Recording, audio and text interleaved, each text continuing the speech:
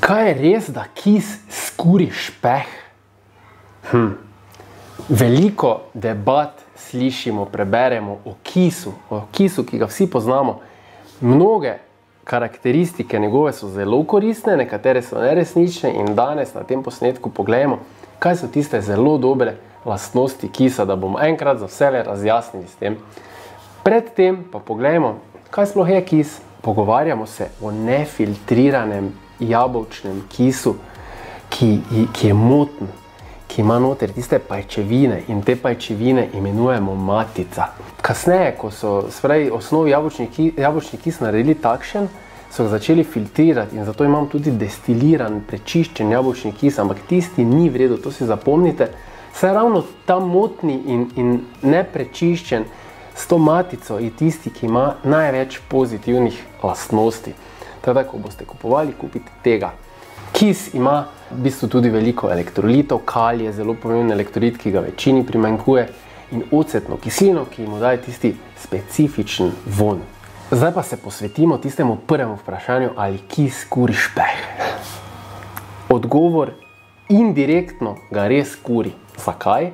Zaradi tega, ker zelo izboljša občutljivost celic na inzulin. O tej občutljivosti celic na inzulin smo govorili v enem posnetku prejšnjem, kjer smo govorili o slabostih prenajedanja in tam lahko več izveste o tem, kaj je občutljivost na inzulin. In tukaj se zdaj ne bomo poglabljali v to, lahko pa povem, da v bistvu ni nekih raziskav, ki bi rekli, ok, zaradi tega in tega in tega kis izboljša občutljivost na inzulin, ampak to potrjujejo sladkorni bolniki, to potrjujejo mnogi, ki ga uporabljajo, in to lahko najdete tudi na spletu, lahko pogooglate in boste našli pozitivne lastnosti kisa na regulacijo sladkorja. Tako da, regulacija sladkorja pa vemo, da je ključna pri tem, kako telo prerazporeja hranila, ali jih prerazporeja v mišice, ali jih prerazporeja v maščobo. Zato kis torej indirektno, kot smo rekli, dejansko pomaga pri izgubi maščobe. Pogosto vprašanje pri kisu je, oziroma govori se, da alkalizira telo. Glede tega alkaliziranja telesa je veliko debat, ampak jaz menim, da telo zelo dobro regulira svoj pH in v bistvu ne moremo nekako vplivati s prehrano na pH v samem telesu. Definitivno pa kis spremeni pH v našem prebavnem traktu.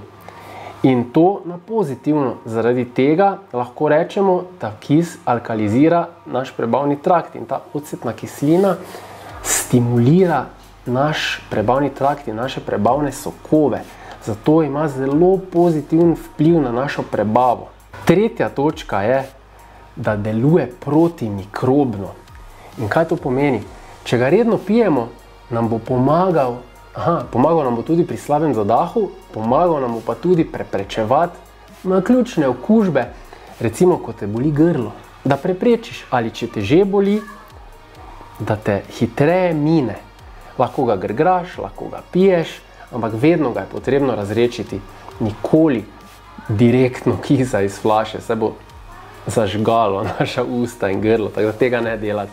Ena zanimiva lastnost kisa je še, da pozitivno vpliva na raven holesterola, se pravi niža slabega in viša dobrega.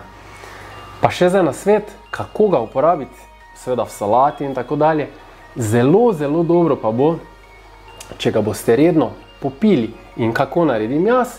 Jaz vzamem tisti zamašek, ga napolnim s kisom, predtem stresem, zato da vedno dobim malo te matice zraven, zlijem v kozarec, dodam 2 do 3 deci vode in to spijem prvič zjutraj na tešče. Lahko pa ga dodati če imate kakšne težave, katere smo omenjali, ali želite zboljšati določene stvari, na katere ima pozitiven vpliv, pred vsakim obrokom en kozarec, recimo 20 minut pred obrokom, in boste videli čudeže, ki jih dela kis. S kisom nimaš kaj izgubiti, tako da poskusi. Jaz upam, da ti je bil posnetek všeč, tako da, če ti je bil ga všečkaj, tukaj te vabim, da se prijaviš na moj kanal. Če želiš, da si obveščen, ko pride nov posnetek, označi zvonček in nikakor ne spregledaj tega prejšnjega posnetka, kjer smo govorili o občutljivosti na inzulin. Se vidimo. Adijo!